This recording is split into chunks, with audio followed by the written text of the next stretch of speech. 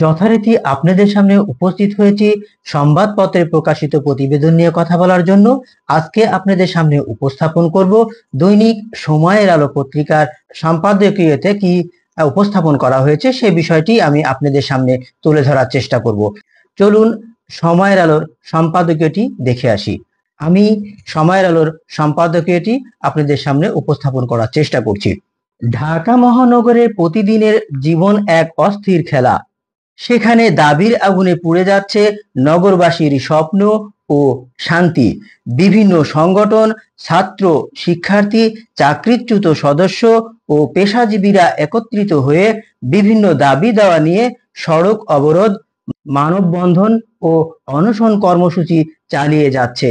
এই আন্দোলনের মূল লক্ষ্য স্বার্থের নিরাপত্তা ও অধিকার আদায়, কিন্তু তার সঙ্গে সঙ্গে প্রতিদিনের ভোগান্তি, যানজট ও সাধারণ নাগরিকের অসহায়ত্ব বেড়ে চলেছে।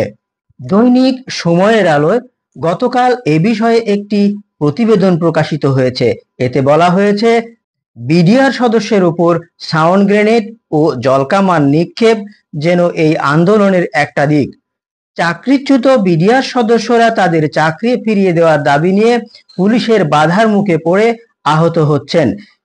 এ ধরনের সংঘর্ষ ও সহিংসতার মধ্য দিয়ে দাবি আদায়ের স্বাভাবিক পথ হারিয়ে যাচ্ছে।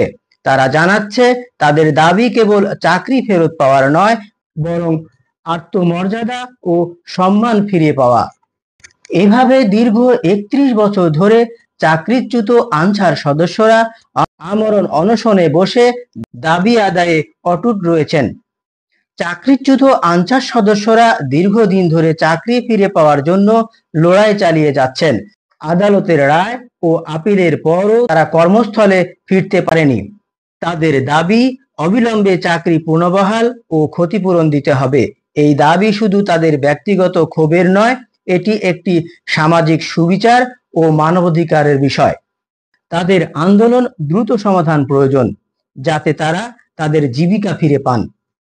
অন্যদিকে স্বাস্থ্য শিক্ষা অধিদপ্তর ঘেরাও ও মানববন্ধন কর্মসূচিতে শিক্ষার্থীরা তাদের স্বীকৃতি ও বৈষম্য দূর করার জন্য সোচ্চার। ইউনানি ও আয়ুর্বেদিক চিকিৎসা পদ্ধতির স্বীকৃতি ও নিয়ম অনুযায়ী পরিচালনা তাদের মূল দাবি। অথচ সরকারি চিঠি ও নীতিমালা অমান্য করে অসাধু দালাল চক্রের কারণে এই পেশায় বিভ্রান্তি ও সংকটের সৃষ্টি হচ্ছে। তরুণ শিক্ষার্থীরা বলছেন, স্বাস্থ্যে বিকল্প চিকিৎসা পদ্ধতির গুরুত্ব ও অবদান স্বীকৃতি না পেলে দেশের স্বাস্থ্য ব্যবস্থা ক্ষতিগ্রস্ত হবে। তিতুমির কলেজের শিক্ষার্থীরা স্বতন্ত্র কাঠামো ও বৈধ অধিকার নিশ্চিতের জন্য মানববন্ধন করছে। তারা বলছে, কলেজের স্বীয়তা রক্ষা ও দরিদ্র ছাত্রের ভবিষ্যৎ সুরক্ষায় এই দাবি অতি জরুরি। এই আন্দোলন যেন শিক্ষার স্বাভাবিকতা ও মান সম্মানের লড়াই, যেখানে শিক্ষার্থী ও শিক্ষকরা একত্রিত হয়ে মানবিক ও ন্যায় অধিকার আদায়ের জন্য সংগ্রাম করছেন। এইসব আন্দোলনের সঙ্গে সঙ্গে নগরীর যানজট, সামাজিক অস্থিরতা ও সাধারণ মানুষের ভোগান্তি বেড়েই চলেছে। আন্দোলনের নামে সহিংসতা ও চরমপন্থা যেন এক গভীর উদ্বেগের কারণ। প্রশাসন ও আন্দোলনকারীদের মধ্যে সমঝোতা ও সংলাপের মাধ্যমে সমাধান প্রয়োজন। দাবি আদায় হোক, তবে শান্তিপূর্ণ উপায়ে, কারণ অস্থির এই নগরীর শান্তি ও স্থিতিশীলতা ছাড়া দেশের অগ্রগতি অসম্ভব।